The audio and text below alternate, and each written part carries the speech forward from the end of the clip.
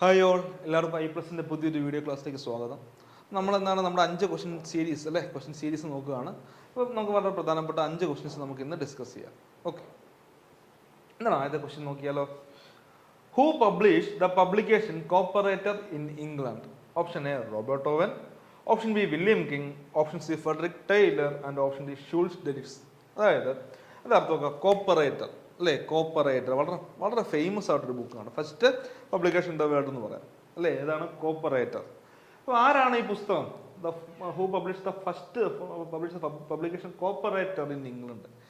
ഇംഗ്ലണ്ടിലെ കോപ്പറേറ്റർ എന്ന് പറയുന്ന ആ ഒരു ടെക്സ്റ്റ് എഴുതിയതാണ്. വളരെ പ്രധാനപ്പെട്ട ഒരു പോയിന്റാണ് കോപ്പറേറ്റർ. അപ്പോൾ നമ്മൾ ഇതുമായിട്ട് ബന്ധപ്പെട്ട് കുറച്ച് കാര്യങ്ങൾ പഠിക്കാനുണ്ട്.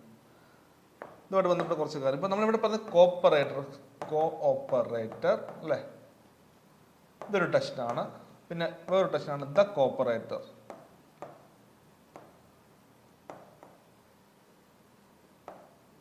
അടുത്ത ടെസ്റ്റാണ് ദ കോപ്പറേഷൻ. ഹാൻഡ് റൈറ്റിംഗ് വായിക്കാൻ പറ്റുമെന്ന് സംശയമാണ് കേട്ടോ. ദ കോപ്പറേഷൻ, ആദ്യത്തെ കോപ്പറേറ്റർ, രണ്ടാമത്തെ ദ കോപ്പറേറ്റർ, മൂന്നാമത്തെ ദ കോപ്പറേഷൻ. ഇപ്പോൾ എന്താണ് കോപ്പറേറ്റർ? എല്ലാവർക്കും അറിയാവുന്ന ഇതാണ്. കോപ്പറേറ്റർ ആരെഴുതിയാണ്? ഓപ്ഷൻ എ റോബർട്ട് ഓവൻ എഴുതിയതല്ല, ഇംഗ്ലണ്ടിലാണെന്ന് അറിയാം. ഓപ്ഷൻ ബി വില്യം കിങ് ഉണ്ട്. ഓപ്ഷൻ സി എന്താണ് ഫെഡറിക് ടൈലർ, അദ്ദേഹം എഴുതിയാണോ? അല്ല. പിന്നെ ഡി ഷൂൾസ് ഡെലിറ്റ്സ്, ജർമ്മനിയിലാണ് അദ്ദേഹം എഴുതിയത്. ആൻസർ ആണ് വില്യം കിങ് എഴുതിയ ബുക്കാണ് അല്ലെ. വില്യം കിങ് എഴുതിയ ബുക്കാണ്. ഇപ്പം എന്താണ് കോപ്പറേറ്റർ എന്നുണ്ടെന്ന് നോക്കാം കേട്ടോ. കോപ്പറേറ്റർ ആരാണ്? William King, WILLIAM. William King എഴുതിയ ബുക്കാണ് കോപ്പറേറ്റർ. ഇനി ദ കോപ്പറേറ്റർ ഞാൻ പറയാനുണ്ട്, എല്ലാവരും കേട്ടിരിക്കുക. Cooperator William King. The cooperator NCUI ടെസ്റ്റാണ്. NCUI, national cooperative union of ഇന്ത്യയുടെ NCUI ടെസ്റ്റാണ് ദ കോപ്പറേറ്റർ. ഇനിയുണ്ട് ദ കോപ്പറേഷൻ ആരെയാണ്?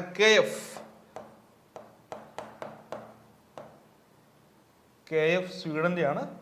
The corporation. ഓക്കെ, ഇത് 1828 1828 മെയ് 1 മുതൽ 1830 വരെയുള്ള പുസ്തകം കോപ്പറേറ്റർ കേട്ടോ.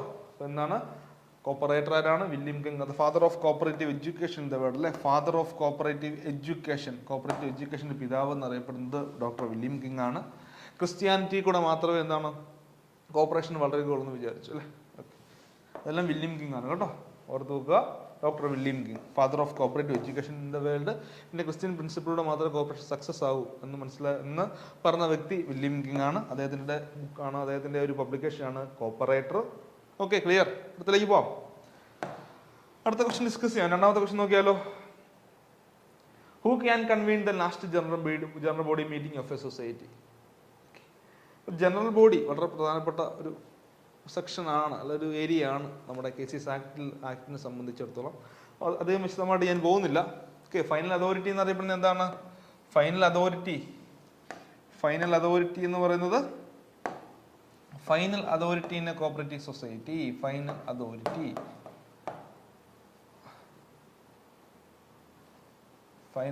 എന്ന് പറയുന്നത് ജനറൽ ബോഡി ആണല്ലേ. ജനറൽ ബോഡി സെക്ഷൻ ഏതാണ്? സെക്ഷൻ 27 പ്രകാരം ഒരു കോപ്പറേറ്റീവ് സൊസൈറ്റിയുടെ ഫൈനൽ അതോറിറ്റി എന്ന് പറഞ്ഞ ജനറൽ ബോഡിയാണ്. പല ടൈപ്പ് ജനറൽ ബോഡികളെ പറ്റി പഠിക്കാനുണ്ട്. First general body, last general body, representative general body, annual general body, അങ്ങനെ കിടക്കുകയാണല്ലേ. Special general body, general bodies പല ടൈപ്പ് ഉണ്ട്. ഇപ്പം നമ്മുടെ ചോദ്യം എന്താണ്? Who can convene the last general body of a society? ഒരു സൊസൈറ്റിയുടെ ലാസ്റ്റ് ജനറൽ ബോഡി വിളിച്ചു ചേർക്കുന്നതാണ്. Option A liquidator, option B the members, പിന്നെ option C the government and options D the register. അതാരാണ് ആൻസർ വരിക? ലാസ്റ്റ് ജനറൽ ബോഡി ആരാണ് വിളിച്ചു വരുത്തുക? ആരാണ്? Option A the liquidator, B the members, C the government, D the register. Option എന്താണ്? Option A the liquidator. ഓർത്ത് നോക്കുക കേട്ടോ, ലിക്വിഡേറ്റർ ആണ് ലാസ്റ്റ് ജനറൽ ബോഡി വിളിച്ചു ചേർക്കുന്നത് കേട്ടോ. ലാസ്റ്റ് ജനറൽ ബോഡി വിളിക്കുന്നത് ലിക്വിഡേറ്റർ ആണ്. ലാസ്റ്റ് ജനറൽ ബോഡി വിളിച്ചത് ലിക്വിഡേറ്റർ ആണെന്ന് ഓർത്ത് നോക്കുക. ഓക്കെ, അടുത്ത ക്വസ്റ്റിലേക്ക് പോകാം. മൂന്നാമത്തെ ക്വസ്റ്റിലേക്ക് പോകാം അല്ലേ.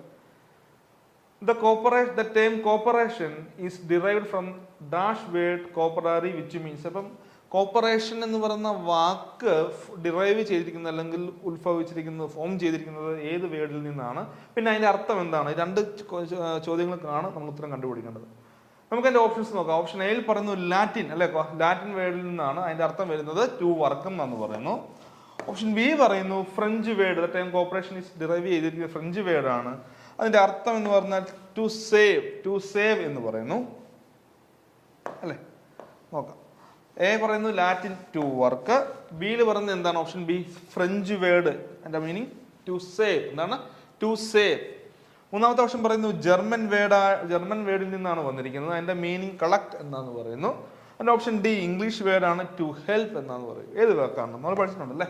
The term cooperation is derived from the Latin word അല്ലെ, ലാറ്റിൻ വേർഡിൽ നിന്നാണ് ഏത് വന്നിരിക്കുന്നത്? കോപ്പറേഷൻ എന്ന് പറയുന്ന വാക്ക് ഫോം ചെയ്തിരിക്കുന്നത്. ഓർത്തു നോക്കുക, ലാറ്റിൻ വേർഡിൽ നിന്നാണ് കോപ്പറേഷൻ എന്ന് പറഞ്ഞ വാക്ക് അല്ലെ. The term cooperation is derived from the Latin വേർഡിൽ നിന്നാണ്. ലാറ്റിൻ വേർഡായ കോപ്പറാറി അല്ലെ, Latin വേർഡായ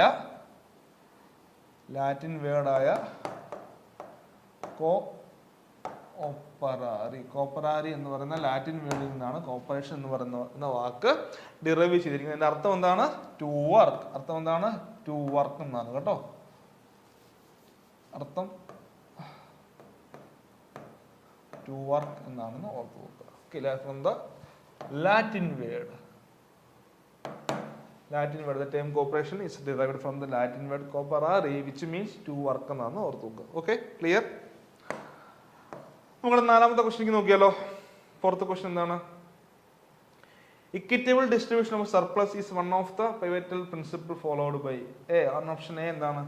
equitable distribution of surplus equal ആയിട്ട് ഡിസ്ട്രിബ്യൂട്ട് ചെയ്യുന്നുള്ളത് ഏതിന്റെ അർത്ഥത്തിലാണ്? ഏത് പ്രകാരമാണ്? ഏത് ഫോളോ ചെയ്യുന്നതാണ്?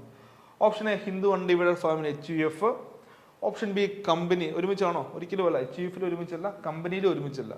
പാർട്ണർഷിപ്പ് ഫെയിമിൽ ഒരുമിച്ചാണ്. അവിടെ സാധാരണ രീതിയിൽ എഗ്രിമെന്റുകളൊക്കെ ഉണ്ടാകും. അതിന്റെ അടിസ്ഥാനത്തിലായിരിക്കും നമ്മൾ സാധാരണ എന്ത് ചെയ്യുക? സർപ്ലസ് അല്ലെങ്കിൽ ലാഭം നമ്മൾ ഡിവൈഡ് ചെയ്യുന്നത്. പിന്നെ ആൻസർ എന്താ വരിക? അധികം അങ്ങനെ ചോദിച്ചുകൊണ്ടിരിക്കുന്ന ക്വസ്റ്റ്യൻ അല്ല, റയർ ക്വസ്റ്റ്യൻസ് ആണ്. ജസ്റ്റ് നോക്കി വെക്കുക. Okay, equitable distribution of surplus is one of the pivotal principle follow by option A HUF, option B company, option C partnership firm and option D none of this. Answer ഏതാ വരിക? HUF അല്ല അല്ലെ, Hindu undivided family അല്ല, അങ്ങനെ കർത്തായും കോപ്പാസനസ് ഒക്കെ ചെയ്യുന്നു. Company അല്ല, share എത്രത്തോളം കൈവശം വെച്ചിരിക്കുന്നു അതിനനുസരിച്ച് നമുക്ക് ഡിവിഡൻഡ് കിട്ടുക, അല്ലെങ്കിൽ എന്താണ് ലാഭം കിട്ടുക. പാർട്ണർഷിപ്പ് ഫെയിമിൽ അതുപോലെ തന്നെയാണ് കേട്ടോ. സാധാരണ എഗ്രിമെന്റുകൾ കാണും, പൊതുവെ എഗ്രിമെന്റുകൾ കാണാം. അതിന്റെ അടിസ്ഥാനത്തിലാണ്. ഓപ്ഷൻ ഏതാണ്? Option D none of this ആണ് ഇതിന്റെ ആൻസർ വരിക. Okay, clear? അടുത്ത അഞ്ചാമത്തെ ക്വസ്റ്റ്യൻ അല്ലേ, ലാസ്റ്റ് ക്വസ്റ്റ്യൻ. അഞ്ചാമത്തെ ക്വസ്റ്റ്യൻ എന്താ പറയുക? Only A person who has attained the age of dash years can become A member in A cooperative society.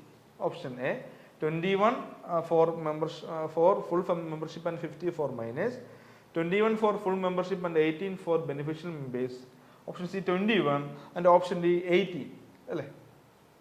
നമുക്ക് ഇത് വളരെ പ്രധാനപ്പെട്ടതാണ്. എവിടെയാണ് പറയുന്നത്? സെക്ഷൻ 16 പറഞ്ഞ കാര്യമാണ്. എവിടെയാണ്? സെക്ഷൻ 16. ഓക്കെ, നിങ്ങൾക്ക് അറിയാവുന്ന കാര്യം തന്നെയാണ്. സെക്ഷൻ 16 അതിനകത്ത് പറയുന്നത് എന്താണ്? Person who may become member. ആർക്കൊക്കെ മെമ്പർ ആകാന്ന് പറയുന്നതാണ്. മെമ്പർഷിപ്പോട് ബന്ധപ്പെട്ടുള്ള സെക്ഷൻ 16 പറയുകയാണ് person who may become member എന്ന് പറയുന്ന സെക്ഷനിലാണ് നമ്മുടെ ആ ഒരു കണ്ടീഷൻ പറയുക. അപ്പോൾ അവിടെ ആദ്യം തന്നെ പറയുന്നുണ്ട്, നമുക്കൊന്നും വായിക്കാം. ഒന്നുകൂടെ ഞാൻ ഓപ്ഷൻസ് വായിക്കാവേ. 21 for full membership and 15 for minors. അത് ഫുൾ മെമ്പർഷിപ്പ് കിട്ടുമെങ്കിൽ 21 മൈനേഴ്സ് ആണെങ്കിൽ 15 എന്ന് പറയുന്നു. പിന്നെ 21 for full membership and 18 for beneficial member. Option സിയിൽ പറയുന്നു 21 ആൻഡ് ഓപ്ഷൻ ഡിയിൽ പറയുന്നു 18. അപ്പോൾ ഇതിന്റെ ആൻസർ ഏതായിരുന്നു വരിക? നിങ്ങൾ തന്നെ ആലോചിച്ച് നോക്കി. ആൻസർ വരുന്നത് 18 ആണല്ലേ. ആൻസർ വരുന്നത് 18 ആണ്. ഇതൊന്നും ഇല്ല അവിടെ ഫുൾ മെമ്പർഷിപ്പ് എന്നോ അല്ലെങ്കിൽ മൈനേഴ്സ് അങ്ങനെയൊന്നും വരുന്നില്ല. ഓക്കെ, 21 ഫോർ ഫുൾ മെമ്പർഷിപ്പ് ആണ്, 18 ഫോർ ബെനിഫിഷ്യൽ വരുന്നില്ല, 21 അല്ല. പിന്നെ ഏതാ ആൻസർ വരിക?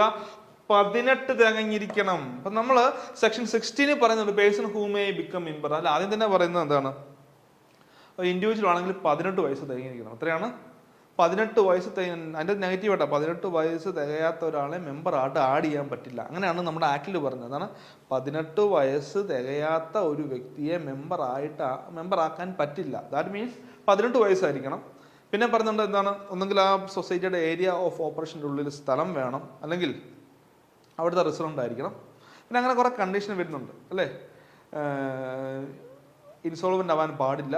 ഓക്കെ, ഇൻസോൾവെന്റ് ആകാൻ പാടില്ല. അങ്ങനെ കണ്ടീഷൻസ് ഉണ്ട്, നിങ്ങൾക്കറിയാം, നിങ്ങൾ വായിച്ചൊക്കെ മനസ്സിലാവും.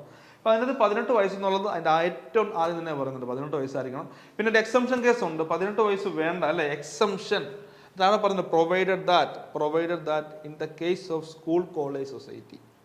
അതായത് എക്സംഷൻ ഉണ്ടായിരിക്കും. എന്നിരുന്നാലും എന്താണ് സ്കൂൾ കോളേജ് സൊസൈറ്റീസിൽ ഈ ക്ലോസ് എക്സംപ്റ്റഡ് ആണ്. അതായത് സ്കൂളിലും കോളേജിലും പഠിക്കുന്ന കുട്ടികൾക്ക് എന്താണ് 18 വയസ്സാണെന്നൊരു നിർബന്ധമില്ല അല്ലേ. അവിടെ മാത്രം സ്കൂൾ കോളേജ് സൊസൈറ്റീസിൽ വ്യക്തികൾ ഇൻഡിവിജ്വൽസിന് 18 വയസ്സ് നിർബന്ധമില്ല.